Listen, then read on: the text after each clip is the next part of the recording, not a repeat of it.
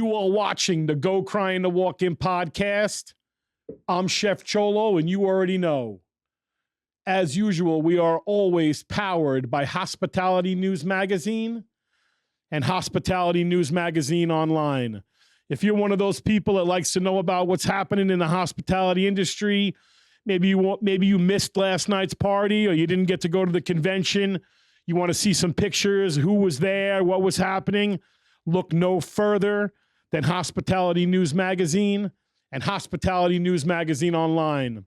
And if you like what you're watching or listening to at all tonight, please go to our YouTube channel, Go Crying the Walk-In, like, subscribe, and share. And for everything Chef Cholo, check out my Instagram page at Chef Cholo8. Today, I am truly thrilled to welcome Chef Rene Marquis, the National President of the American Culinary Federation, a premier organization in our industry. Chef Rene was trained at the Culinary Institute of America and worked as garde chef and chef tournant at the Broadmoor Hotel before joining the U.S. Army in 1993. He served for 21 years, where he was a key member and captain of the United States Army Culinary Arts team, and competed in the Culinary Olympics and the Culinary World Cups.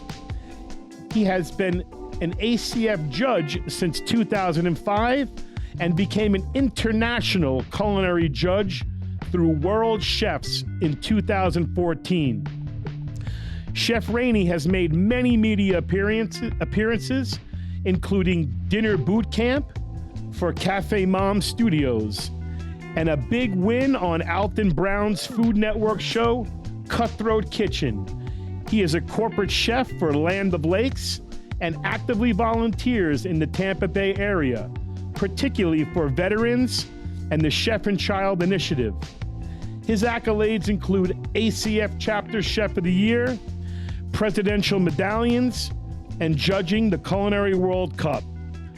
I'd like to welcome Chef Rene Marquis. How are you, brother? Good evening, Chef Cholo. It's an honor and a pleasure to be here. Excellent, excellent. I love all your garb on your jacket there, Chef. You're really wearing it well. It's just my everyday uniform, Chef. That's how it goes every day for you, right, Chef? If I'm in the kitchen, this is what it looks like. Chef Cholo has switched over to the T-shirt and later in his life. Nothing wrong with that. I remember when I was in culinary school, I don't know, when did you graduate CIA? 1992. Was Corky Clark still teaching at the time? Corky Clark, the retired Marine, was my fish instructor as well. I was lucky to have him for American regional cooking before he went into fish.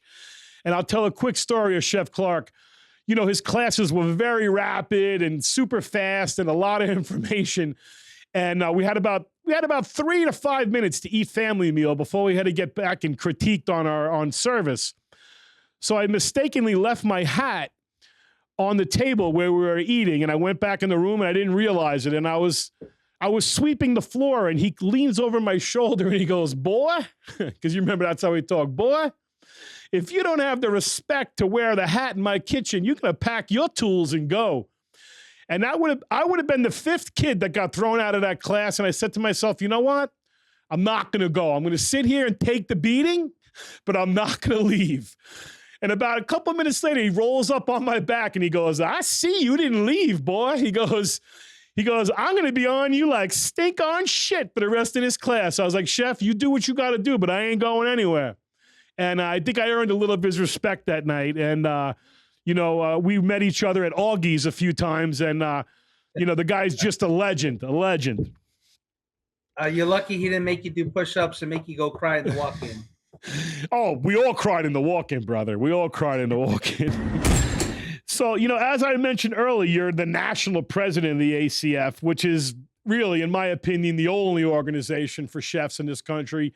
And, their affiliation with the Culinary Institute of America and really the only way for a chef to get truly certified and, able to earn himself, prestige and a lot of times more money in his job. I mean, How did you get involved in the ACF, and how did you rise to such, heights so fast? It surely doesn't seem fast, Chef. Uh, I've been doing this for 30 plus years, and I was voluntold to join the ACF. Um, I was a student that was not supposed to go to the CIA. I was supposed to play hockey. Turned down a hockey scholarship to go to culinary school. And when I got there from day two, Fritz Sonnersmith was my mentor, and I was fortunate enough to work with one of the last classes as him as the dean, and some of the other master chefs that took me under their wing. My funny story about the CIA is when I showed up at the Poughkeepsie hockey rink, and I could skate a lot better than I could cook at that time. And I checked Ferdinand Metz into the boards, and everybody said, "Oh my God, I can't believe you just did that." I said, "Who in the hell is he?" And they said, "He's the president of the ACF." I just kind of picked up my tail and skated off to the other side of the ice and left that whole subject alone. Was he the president of the school when you were there? Because he was our president when He, we were there. he was the president. Matter of fact, 1992, he was the captain of Culinary Team USA. Yeah. So I got to the school when the school was in its prime. But once I became the student chapter president of the Beekman Arms chapter, I never left the ACF. The only time that I had a separation of ACF service is when I was deployed when I was a soldier. But I would not be where I am today, and I would not have the certifications that I currently have if I wouldn't have been part of the ACF. So you went to Culinary Institute first and then went into the military. Is that I right? wasn't supposed to go to the mil. That's correct. I wasn't supposed to go to the military either. I got recruited when I was working at the Broadmoor by a gentleman by the name of Norman Schwarzkopf. For 3 days, Wow. I cooked for him tableside for breakfast, lunch, and dinner. And he told me, "Oh, come be my chef. Come be my chef." And then I found out he was in the army. I was like, "Oh no, hell no! I'm not joining the army." And then come to find out, the Army offered me a student loan repayment program and a cash bonus for enlistment up to $100,000. So I signed the contract, went to basic training, and became a chef in the Army. I was a certified working chef at that point, and the rest is history. I had a great opportunity to work in his house and do very nice private functions, VIP dinners. And I said, "Man, this is not bad." And then I found out the Army had a hockey team. So I was like, "Man, I can cook in the Army, paid off my student loans, and I can still play hockey." It was the best of both worlds. Wow, that's amazing. I had the opportunity to meet General Schwarzkopf myself at a big catering hall that he came and spoke at, and really, what a powerful, awesome individual. Now, you were in the military for over 2 decades. I mean, can we talk a little bit about the progression of food service, if there was one in the military while you were there? Oh, 100%. So I will tell you that when I first joined the Army and went to my first unit, which was at Fort Drum in New York, and I loved Fort Drum because everybody hated it. It snowed for about 180 days out of the year. And being from Maine, I love the snow.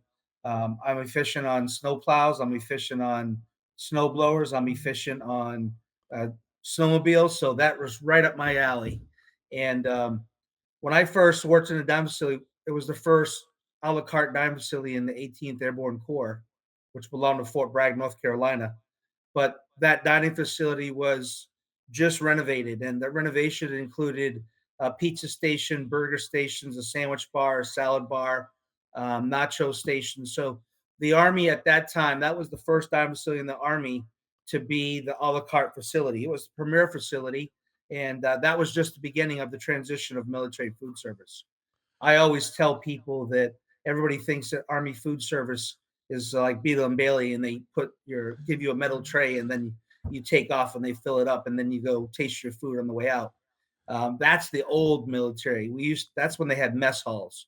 There's no mess halls anymore. They're dining facilities. They're competing with Cracker Barrel. They're competing with Applebee's. They're competing with Shoney's. They're competing with any of those chain restaurants that you may find right outside the gate of the base.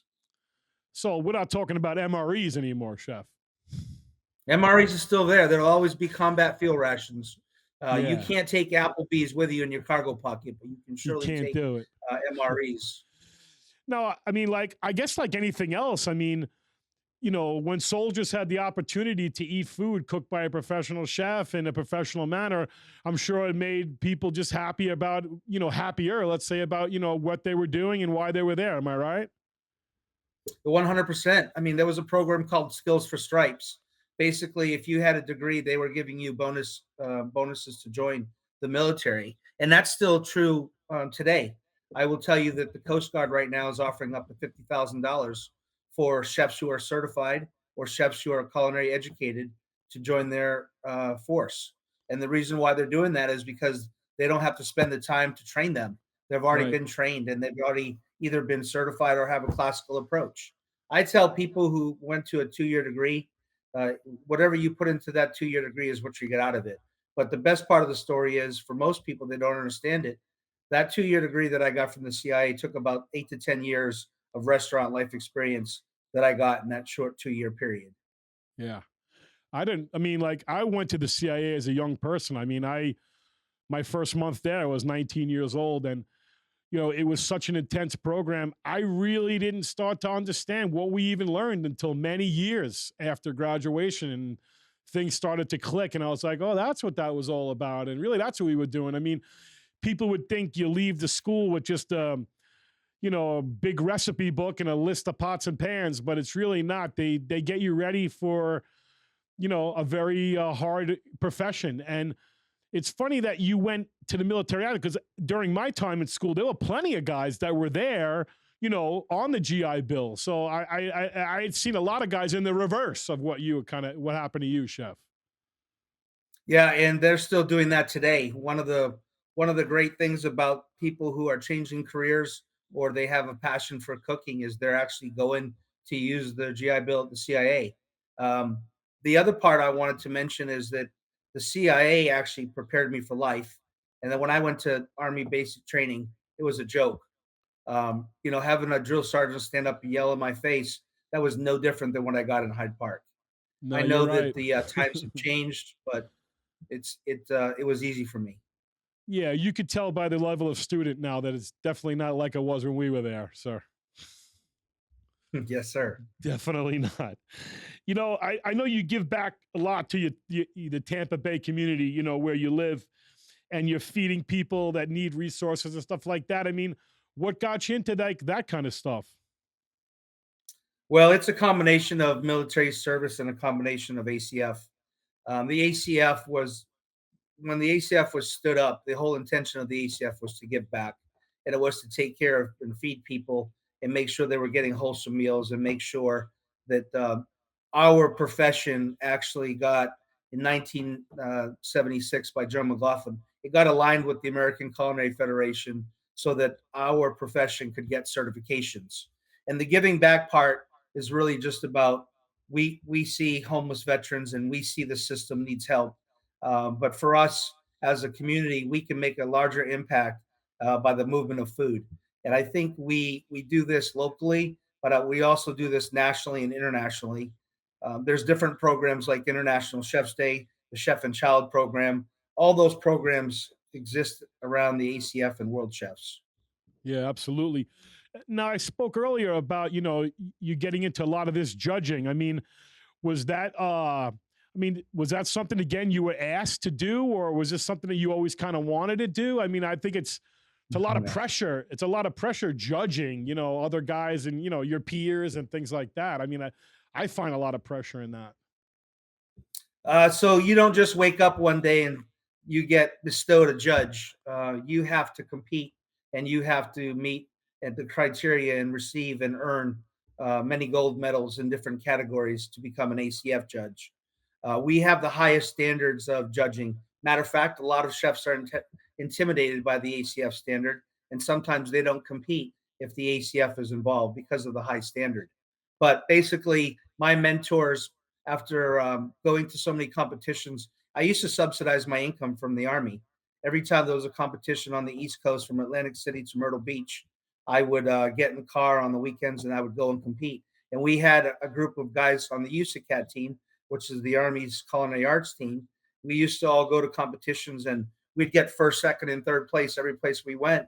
And we'd pool the money and we'd share the money. and that was a way that we continued to climb the ladder of this profession.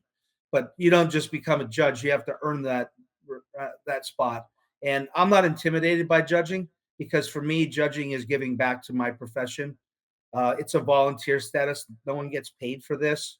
That's the difference, I guess, from being on the Food Network versus being Yeah. a judge who donates their time for certifications or evaluations. But it's really about making our profession and our leaders stronger.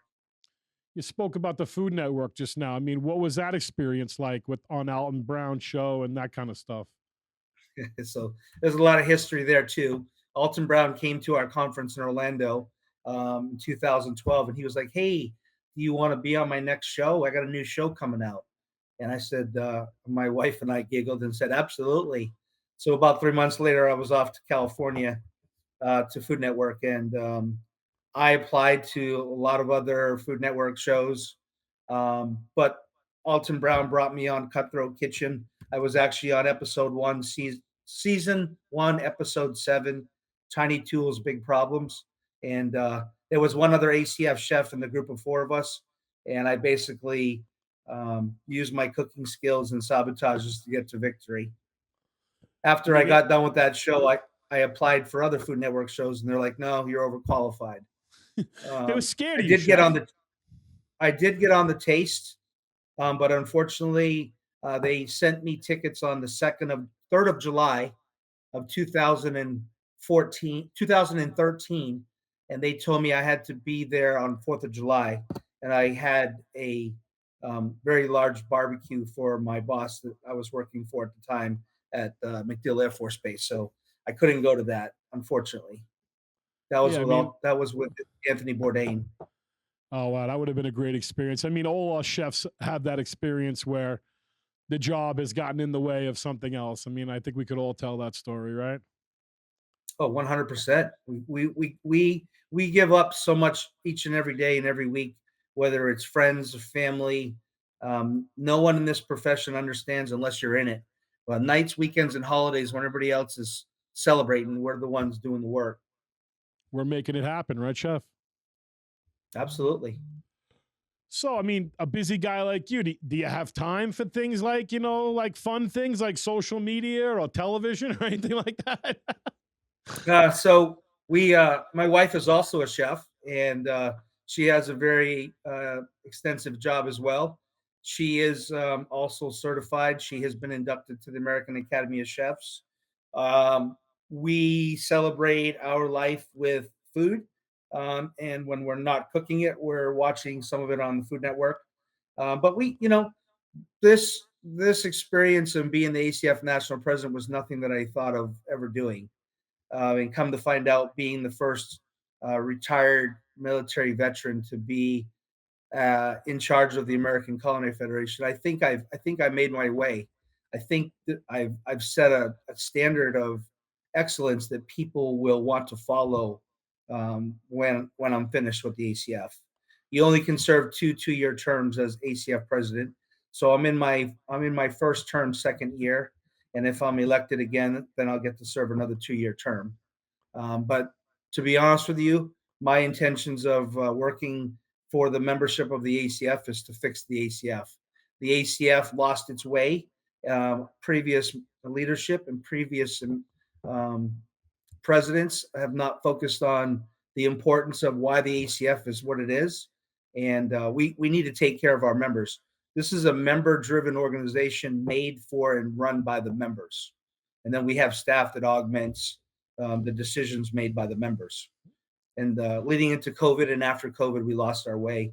So Yeah. the script was flipped, and I'm fixing it. We have a great board, and we are putting the important things, and we're listening to the members, and we're correcting the things that need to be corrected. I'm glad you brought that up because, I've been involved in our local chapter for over 25 years, and I find that like there's two kinds of chefs, and I think like a lot of the exciting chefs are guys that are out there, in restaurants kind of doing their thing, not so much the hotel guys or the educators. They don't really find their way in the ACF because they don't understand, competition and, even certification. They are chefs in their heart. They do the job, and they do something very special. Do you think there's any way that the ACF could kind of like morph itself to bring some of these people involved? I think that's been something I've tried to do in our local chapter, and I wonder if that's something that you've ever thought about. Actually, we're doing it. I stood up about 15 new task force since I've been president, and we have a task force for senior living chefs. We have a task force for Asian chefs. We have a task force for women in culinary arts. We have a task force for the military. We have a task force for International Chefs Day. So it's the power of the people, and that's the way that I grew the ACF Tampa Bay chapter. And we don't leave anybody behind. You said something that resonates very well, and it's a fact. There's people that love the ACF, and there's people that don't know anything about the ACF and don't choose the ACF. These restaurant chefs that are working in their restaurants, they don't see an interest or a need for the ACF. They don't want to compete because they think every day that they're going to work is a competition. They don't want to get educated. They have no interest on getting certified because they already run their own restaurant. So the benefits of the ACF, if they've ever been mentored, if you've ever been trained or had someone bring you the facts of the ACF, there's something for everybody. Let's say you're a person who likes to take classes online. We have hundreds and hundreds of classes on our platform for our e-learning. So you could do all of your certification requirements just through that process. And then, the other part of it is people don't want to take the certification evaluation because they're afraid of failing. And we're not here to fail people. Again, we have a standard of excellence, and we want everybody to have a seat at the table, and we want everyone to get certified because I think it's important. And I have an analogy that you're going to laugh and you're going to say, I can't believe he just said that. But I don't let my wife go to a doctor that doesn't have MD to get after his name to get a mammogram. I don't bring my car to Walmart to get serviced. Just like you want your meals cooked by someone who's certified and someone who's educated. Every hotel chef says executive chef on their jacket, but if it doesn't say certified executive chef, it doesn't mean nothing. Right on. Good point. Good point. Well, Chef, I really appreciate you hanging out and spending a little time with us. And please, if you're ever in New York, we'd love to have you visit our chapter here on Long Island, and it would be really special for us. Absolutely. I will make it a point the next time that I'm there for work. We will definitely hook up. We'll go out for dinner. Eddie's buying, right, Eddie? Eddie's buying. Sounds great to me. I'm in. Thank you, Eddie Daniels. Yes, sir. Well, you've been watching the Go Crying to Walk In podcast. I'm Chef Cholo, and you already know. Don't forget to like, subscribe, and share on our YouTube channel, and go to my Instagram, Chef Cholo 8, for everything Chef Cholo. Peace.